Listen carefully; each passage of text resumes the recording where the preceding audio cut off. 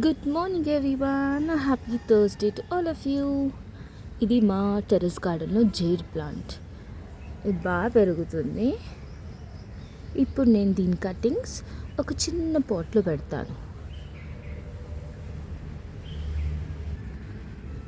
ఇది ఆ pot.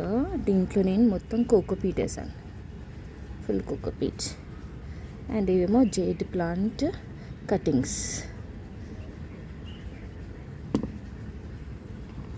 We'll see how it grows. ఇలా పెడితే వస్తుంది అని అంటున్నారు. Let me try this the first time.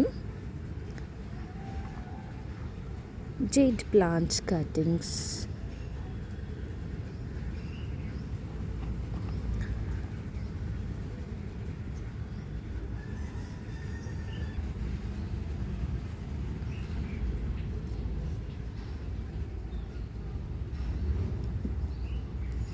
ఇది చిన్న చిన్న పాట్స్ నేను అమెజాన్ నుంచి కొన్నాను. చాలా రోజులైంది కొని.